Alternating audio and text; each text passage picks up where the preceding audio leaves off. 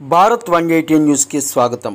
కాకినాడ నూకాలమ్మ తల్లి ఆలయ సమీపంలో ఉన్న 35వ వార్డు డివిజన్లో చెత్త పన్ను నుండి విముక్తికై మేము సిద్ధమే అనే కార్యక్రమం 35వ వార్డు జనసేన అధ్యక్షులు మనోహర్ గుప్తా ఆధ్వర్యంలో రాష్ట్ర జనసేన నాయకులు వాసిరెడ్డి శివ, అట్ల సత్యనారాయణ, అడబాల సత్యనారాయణ, గంగమల్ల వీరబాబు, వాసిరెడ్డి సత్యకుమార్, సుంకర సురేష్, అడబాల కంట రవిశంకర్, రాజేంద్ర ప్రసాద్, చేకట్ల శ్రీనివాస్, సాధనాల గంగాధర్, సమీర్, దారపు సతీష్, మావులూరి సురేష్, సత్య, వాసిరెడ్డి సుబ్బారావు, బండి సుజాత, సోనీ ఫ్లోరెన్స్ తదితరులు పాల్గొన్నారు. మనోహర్ గుప్తా 35వ డివిజన్ అధ్యక్షుడు.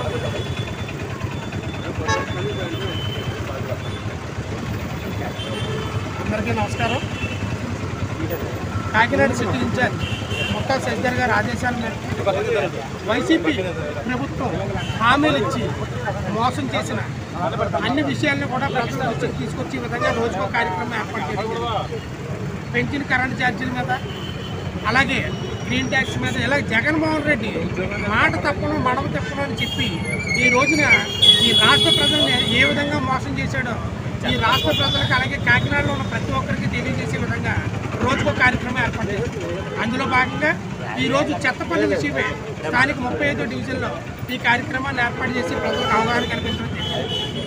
అతిపెద్ద దౌర్భాగ్యం ఏంటంటే గతంలో ఒక పిచ్చి సుల్తాన్ గతంలో ఇలాగే ప్రజలను పన్నులేసి బాధ పెట్టేవాడు.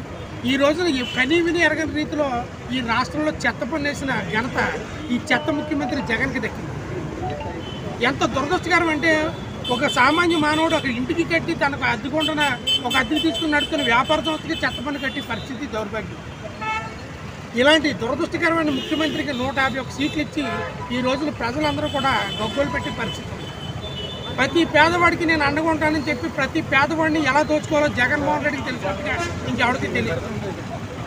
ఇలాంటి ఈ నియంకుశ పాలన పోవాలని రాబోయే రోజుల్లో జనసేన తెలుగుదేశం ఉమ్మడి ప్రభుత్వంలో ఈ రాష్ట్ర ప్రజలు బాగుండాలని, ఈ జగన్మోహన్ రెడ్డి చేసిన మోసాలన్నీ కూడా ప్రజలకు తెలియజేయాలని మేము ఈ కార్యక్రమాలన్నీ ఏర్పాటు చేస్తాం.